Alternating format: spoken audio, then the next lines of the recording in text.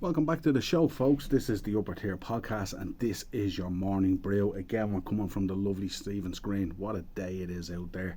No doubt we'll be hearing about the government telling us to switch off our hoses and not water our plants and don't be washing our cars. We live on an island, but of course we've had a weak sun, so all the water has evaporated and gone and being used. All the crazy stuff. The Greens will be telling you to grow more plants. The government will be telling you not to water them and they'll die. But let's see what happens. But this is your morning transfer news.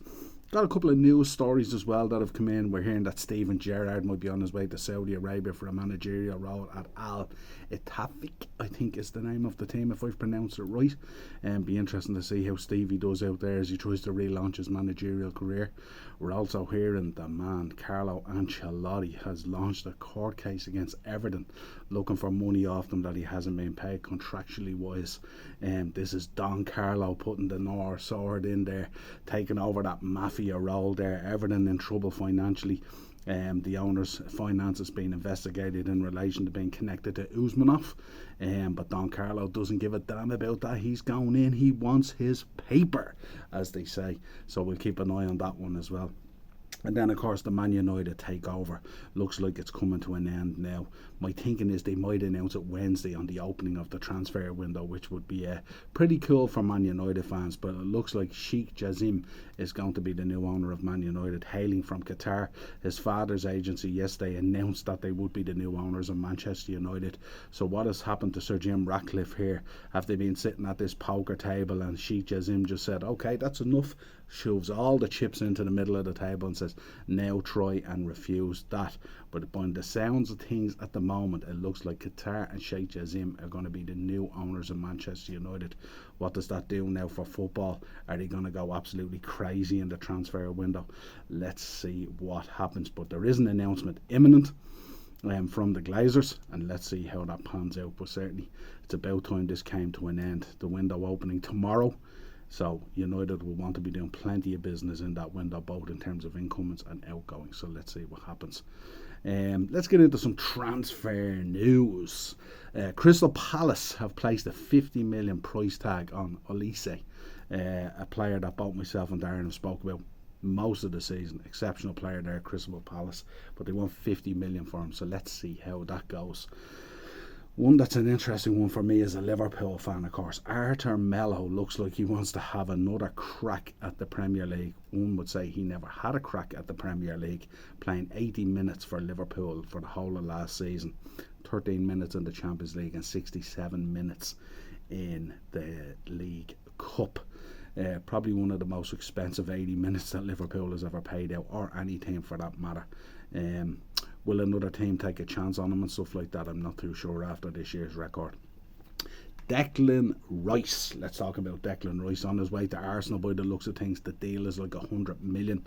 I don't know whether we ever thought we'd see the day where Arsenal would be buying a midfielder off West Ham for 100 million. The deal apparently is 90 million plus 10 in add-ons. Of course, David Sullivan the other day confirming that Declan Rice would be moving on after Declan Rice kind of said he'd be staying at West Ham. So conflicting conversations there that were coming out, but it looks like Arsenal are going to get their man Declan Rice. But now I was talking to Morris off GP Productions podcast last night. What does that mean for the rest of the window for Arsenal? Are they going to continue on, or will it be similar to what Liverpool has done in the past, where you get one big signing in and then you pull the shutters down? I don't think Arsenal can afford to do that. I don't think Declan Rice propels them into making up that gap with Man City, but certainly he'd be a stellar signing for Arsenal. So let's see what happens there. That should be announced fairly soon. Arsenal fans getting very anxious and frustrated at the moment, both with who they're being connected with and also the timing of getting deals done. It's like they're sort of sleeping on the window. We spoke about it yesterday. But yeah, it looks like what's the new saying now? Match point 90 plus 10 million. So let's see what happens. Luka Modric, of course, fabulous midfielder, one of the best in the business that we've ever seen. Looks like he might be heading to Saudi Arabia as well, as this revamp of Real Madrid Los Blancos continues. But we'll keep an eye on that. See, he might be joining up with his old pal at Al Hilal, Ronaldo. So let's see what happens there. That should be interesting. Aston Villa are about to announce a new sporting director Monchi, as Christian Purslow exits the building. That's an interesting move as well. We'll see what effect that has in the window in relation to Unai Emery's plans for Aston Villa. Man United apparently tried to sign William Saliba while contract negotiations were going on, but as we know, Saliba has re-signed for Arsenal, which is absolutely fantastic news for the Gunners and the fans and stuff like that. Certainly he was a man who was greatly missed after getting injured towards the tail end of the season, but it's brilliant to have him re-signed up, especially when Man United showed some interest as well. Excellent stuff there.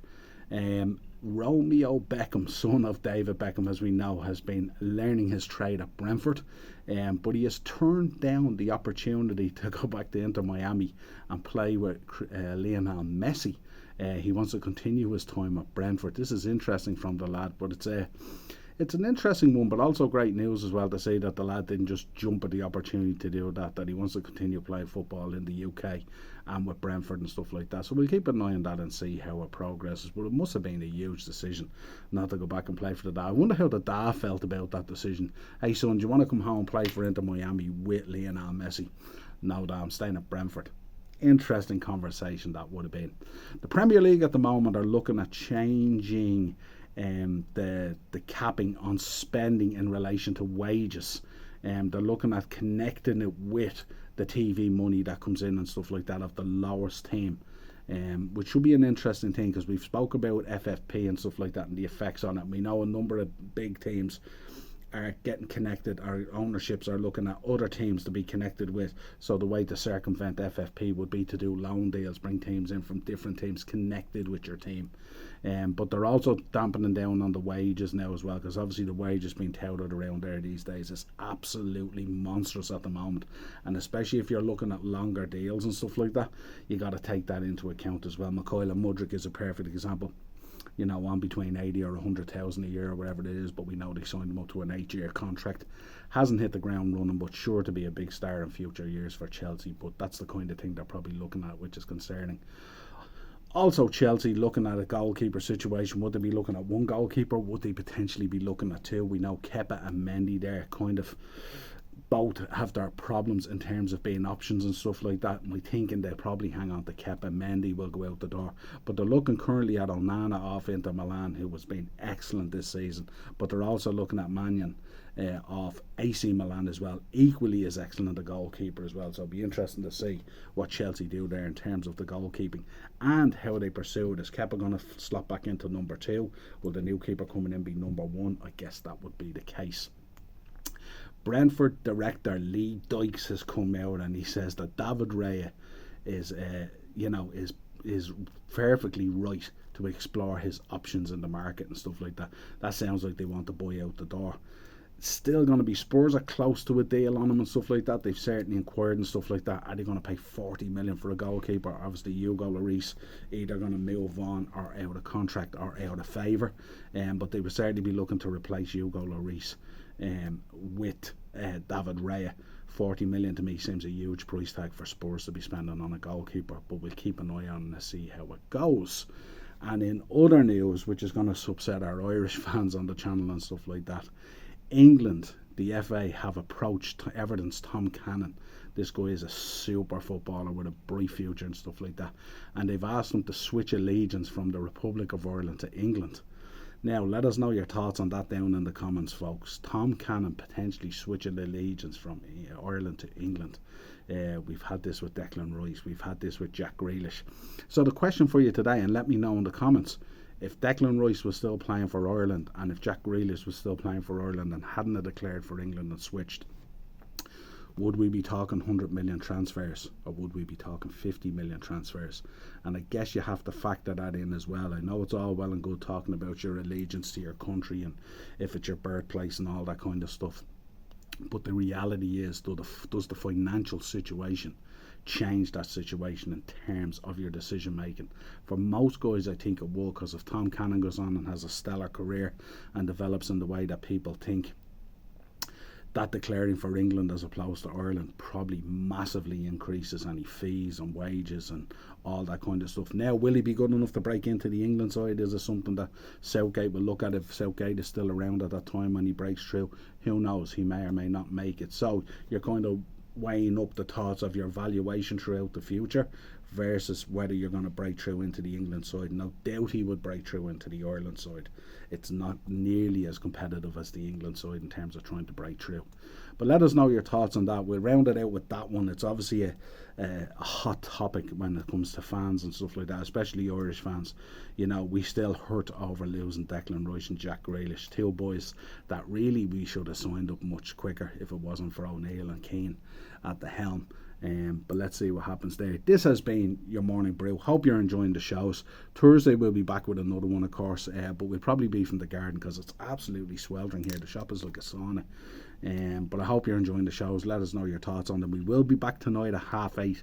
Bit of pro wrestling for you this time. Dark Side of the Ring. We'll be reviewing Shattered, the Magnum TA story, a guy that we've had on the podcast in the past. A great guest, a lovely fella, great guy who absolutely loved pro wrestling. Was a fantastic guest for us on Dynamo's Dozen with myself and Ian. But we'll be giving our thoughts on that episode tonight.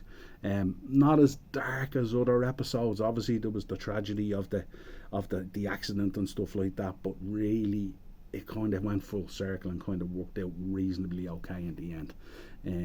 But until next time, folks, have a great Tuesday. It's sweltering out there. If you're not working, get out in the sun, hit a beach or go somewhere. Make the most of the day. If you are working, soldier through it, knowing that you'll still have the evening to enjoy. And we will talk to you again real soon.